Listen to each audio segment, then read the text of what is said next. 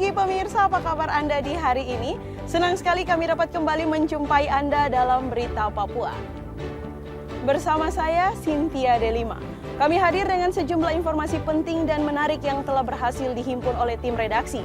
Dan berikut akan kami hadirkan 3 berita utama kami hari ini. Aparat gabungan TNI dan Polri buru anggota KKB yang membunuh sopir dan bakar mobil di Yahukimo.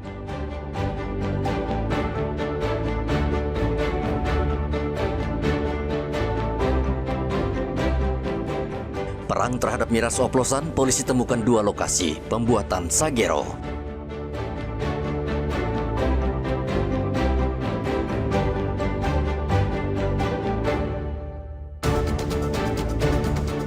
Pasca ricuh dan pembakaran mobil polisi di AB Pura, polisi pastikan situasi aman dan aktivitas warga kembali normal.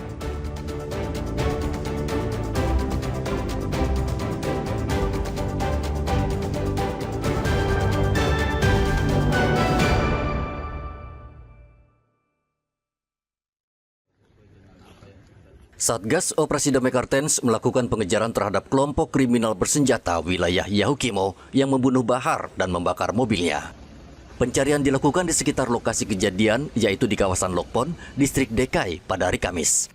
Pelaku saat beraksi diduga tidak hanya 1 orang dan langsung melarikan diri ke arah Sungai Lokpon. Dari hasil penyelidikan awal, diduga pelaku penikaman merupakan bagian dari kelompok kriminal bersenjata Kodap 16 Yahukimo yang selama ini beroperasi di wilayah Jalan Poros Lokpon kilometer 4. Korban merupakan supir yang membantu dalam rangka persiapan peresmian gereja Gidi tersebut. Namun akibat peristiwa ini, kegiatan peresmian gereja yang seharusnya dilaksanakan pada hari ini terpaksa ditunda. Ini merupakan bukti kekejaman yang dilakukan oleh kelompok kriminal bersenjata yang terus melakukan teror dan aksi tanpa memandang tempat dan korbannya, baik di fasilitas kesehatan, fasilitas pendidikan, maupun tempat ibadah. Bahar, pria berusia 55 tahun, Selasa malam tewas dengan luka tusukan di halaman gereja Gidi Siloam di Jalan Poros Lokpon, kilometer 4, distrik Dekai, Kabupaten Yahukimo. Sehari-hari korban bekerja sebagai sopir, namun di sekitar gereja ia diserang KKB. Korban sempat melarikan diri ke dalam halaman gereja, namun pelaku terus mengejar, lalu menikamnya berulang kali hingga korban tewas. Tim gabungan Operasi Damai Kartens memastikan pelaku adalah kelompok kriminal bersenjata. Selain menyerang korban, pelaku juga membakar mobil korban. Masyarakat diminta waspada karena KKB tidak pandang bulu menyerang warga sipil meskipun di tempat ibadah. Igobat Momolin dan Rian Tonai melaporkan dari Yahukimo, Papua Pegunungan.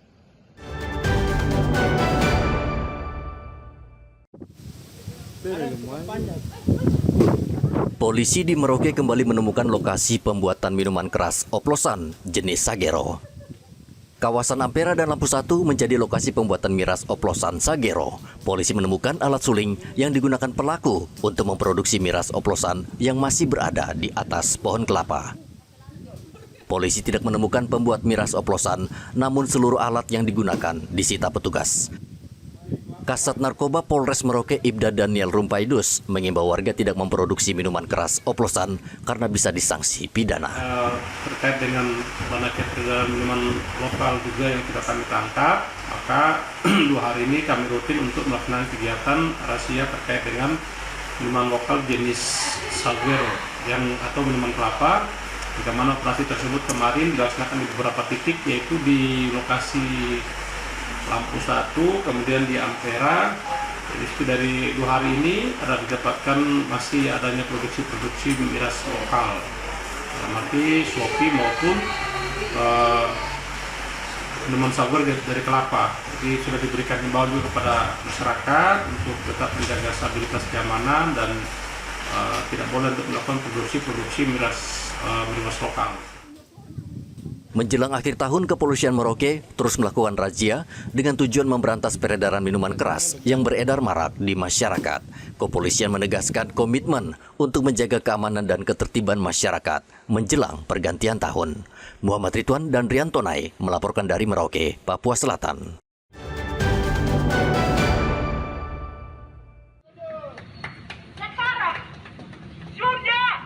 Majelis Rakyat Papua menyesalkan aksi unjuk rasa anarkistis yang terjadi di Abepura, Kota Jayapura pada hari Rabu.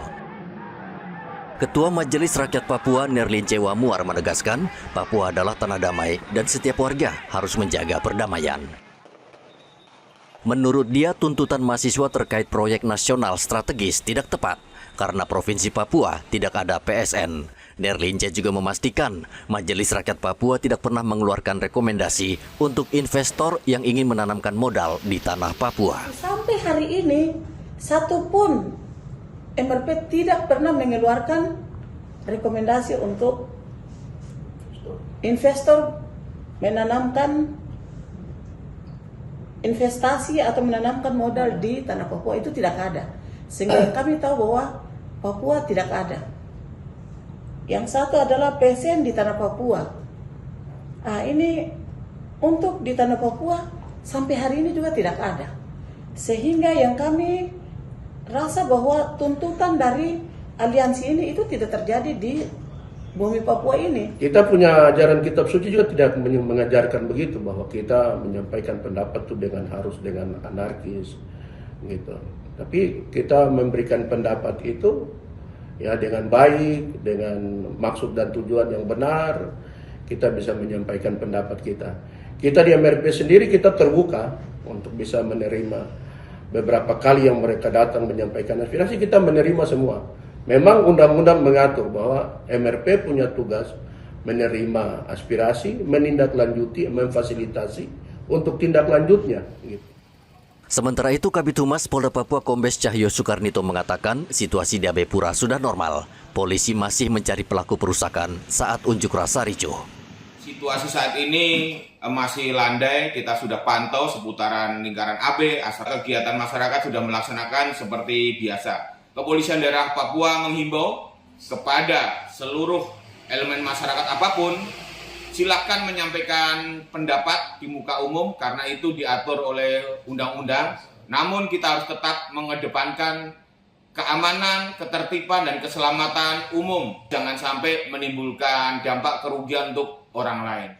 Ratusan mahasiswa berunjuk rasa di kawasan traffic light Abepura. Unjuk rasa ricuh ketika massa melakukan long march dan membakar 2 mobil polisi serta 1 mobil milik PDAM Kota Jayapura. Unjuk rasa juga menyebabkan 3 orang luka-luka, 2 diantaranya anggota Polri dan 1 lainnya seorang pedagang bakso keliling. Menurut polisi, pengunjuk rasa sudah menyiapkan bom molotov namun berhasil digagalkan aparat. Kepolisian mengimbau agar masyarakat tidak mudah terprovokasi dan tetap menjaga situasi keamanan di Kota Jayapura. Arthur dan Riantonai melaporkan dari Kota Jayapura, Papua.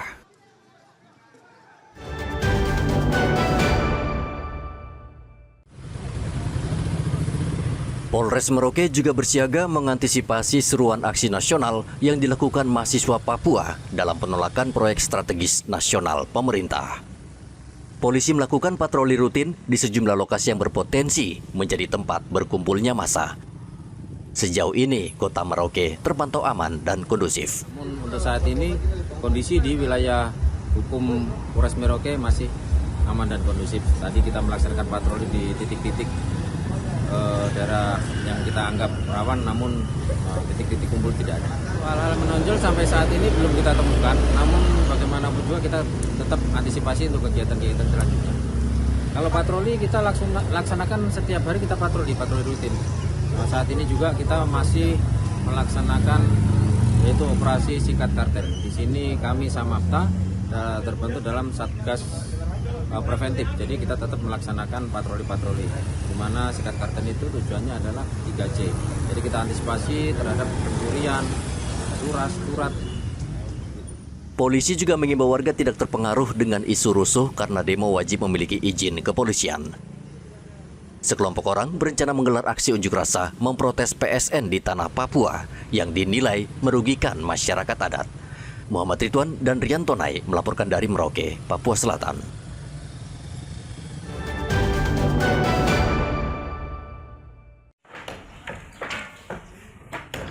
Saat ini Polri tengah merenovasi 2 bangunan untuk Satuan Pelayanan Pembunuhan Gizi atau SPPG di Polsek Merauke Kota.